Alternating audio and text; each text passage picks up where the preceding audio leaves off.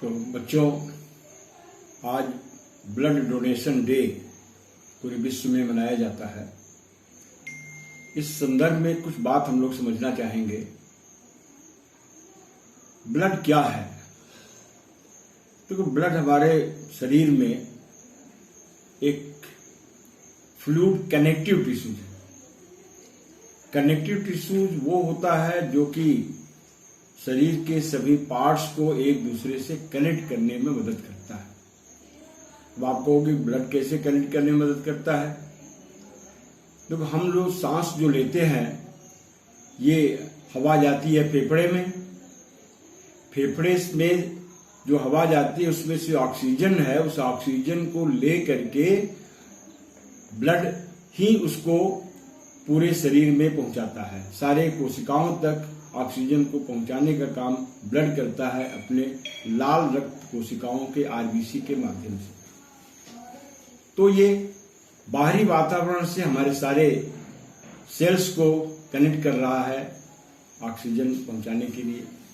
सारे टिश्यूज में जो कार्बन डाइऑक्साइड बनता है उसको बाहर ले आने में भी मदद करता है ब्लड। हम जो कुछ भी खाते हैं, हमारे पाचन तंत्र में जो हमारे एलिमेंट्री कैनाल है, भोजन पचने के बाद वो सारे जो न्यूट्रिएंट्स हैं, इनको पूरे शरीर में पहुंचाने का काम भी ब्लड करता है। तो सभी शरीर के सभी अंगों को ये एक दूसरे से कनेक्ट करता है। जो हमारे शरीर में तमाम मेटाबॉलिक एक्टिविटीज के कारण जो कुछ वेस्ट प्रोडक्ट्स बनते हैं, उन वेस्ट प्रोडक्ट्स को भी ये ले जाता है किडनी के पास, और किडनी उसको छान कर और उस वेस्ट पदार्थ, हानिकारक पदार्थ को शरीर से बाहर निकालने में मदद करता है।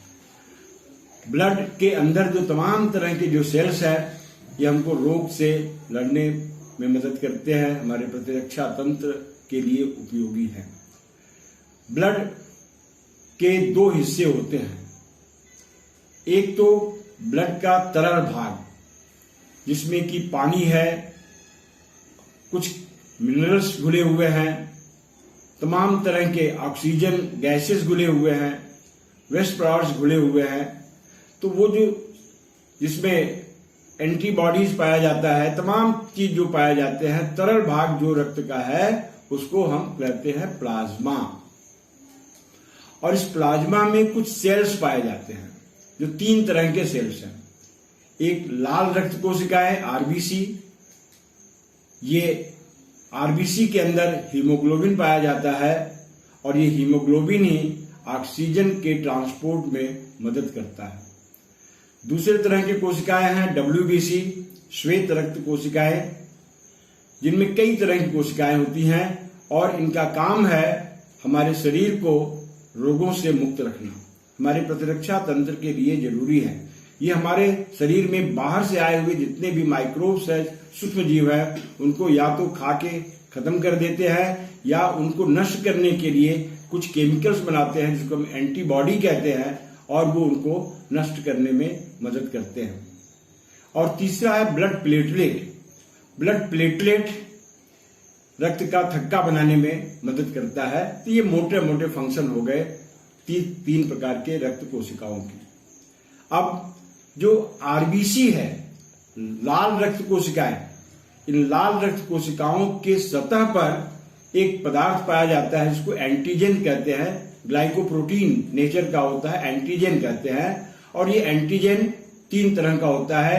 ए एंटीजन, या 2 तरह का होता है, ए एंटीजन, बी एंटीजन। अगर किसी लाल रक्त कोशिका के सतह पर ए एंटीजन है तो उसका ब्लड ग्रुप होता है ए। अगर बी एंटीजन है तो उसका ब्लड ग्रुप होता है बी। अगर दोनों पाए जाते हैं तो ब्लड ग्रुप हो जाता है ए बी, और अगर कोई भी नहीं पाया जाता है एंटीजन तो उसका ओ ग्रुप होता है। इस 4 तरह के ब्लड ग्रुप के बारे में सबसे पहली बार 1900 में एक Austrian physician, immunologist Karl Landsteiner ने सबसे पहली बार इसको बताया कि ब्लड ग्रुप, इस आधार पर 4 तरह के ब्लड ग्रुप्स पाए जाते हैं। और कार्ल लैंडस्टीनर का जो जन्म दिवस है 14 जून, इसी 14 जून को हम ब्लड डोनेशन दिवस के रूप में मनाते हैं। तो ब्लड के बारे में ये बातें हुई। अब ब्लड का डोनेशन क्यों जरूरी है? देखो, बहुत सी परिस्थितियों में कुछ लोगों को आरबीसी की कमी हो गई। आरबीसी की अगर कमी हो जाएगी, हीमोग्लोबिन कम हो जाएगा, तो ऑक्सीजन का ट्रांसपोर्ट नहीं हो पाएगा, एनीमिया हो जाती है। आरबीसी कमी को एनीमिया कहते हैं। इसके लिए हमको फिर बाहर से ब्लड की जरूरत पड़ेगी। बहुत से तरह के कैंसर है, जैसे ल्यूकीमिया है, लिम्फोमा है, जिसमें ब्लड कैंसर होता है, बोन मैरो का कैंसर होता है, जिनमें ब्लड सेल्स बनना बंद हो जाते हैं या डिफेक्टिव बनते हैं। तो ऐसे पेशेंट में हमको ब्लड डोनेशन की जरूरत पड़ती है। हीमोफीलिया, जिसमें ब्लड का थक्का नहीं जमता है, उनको ब्लड डोनेट करने की जरूरत पड़ती है। ब्लड बहुत से ऐसे जो आवश्यक ऑपरेशंस होते हैं, जहां पर कि मरीज के शरीर से तमाम रक्त बह जाता है, उस समय उसको बाहर से ब्लड की जरूरत होती है।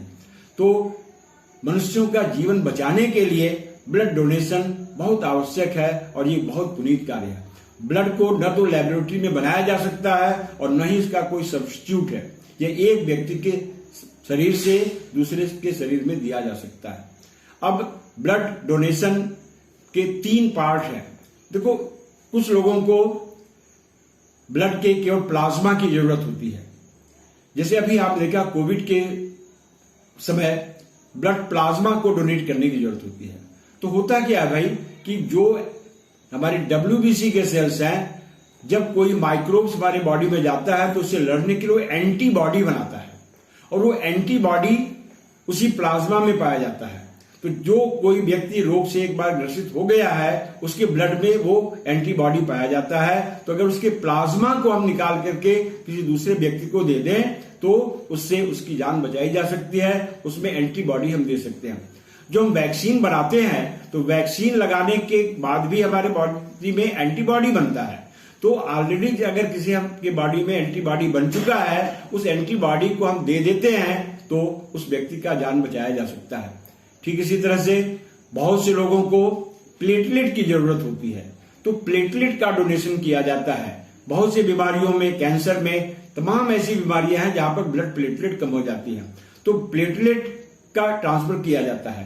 कुछ लोगों में जहां पर केवल आरबीसी कमी हो जाती है, तो ब्लड से आरबीसी निकाल के उसको ट्रांसफ्यूजन किया जाता है, डोनेट किया जाता है। अब आज आधुनिक समय में ब्लड के तीनों कंपोनेंट का डोनेशन किया जाता है।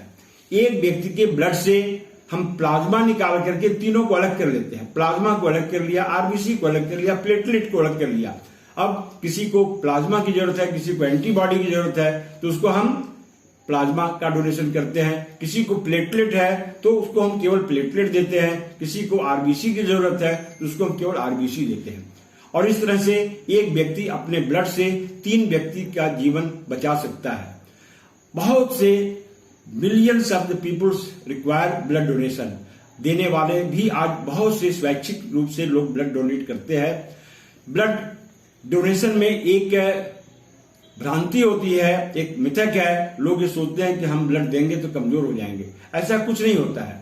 ब्लड के जो सेल्स है, जैसे आरबीसी है, आरबीसी की लाइफ ही 120 दिन की होती है। अगर हम उसको डोनेट किसी को नहीं भी किए तो हमारे शरीर में ही 120 दिन के अंदर वो मर जाएंगे, फिर दूसरा बनता है। लगातार नया बनता रहता है और लगातार पुराने मरते रहते हैं। तो अगर हम नहीं देंगे तो वो स्थायी रूप से हमारे शरीर में पड़ा रहेगा, ऐसा नहीं होता है। तो अगर हम किसी को ब्लड डोनेट करते हैं तो उससे कोई नुकसान नहीं होता है। हर व्यक्ति, कोई भी स्वस्थ व्यक्ति एक बार अगर ब्लड डोनेट करता है, उसके 3 महीने के बाद वो दूसरा ब्लड डोनेट भी कर देता है।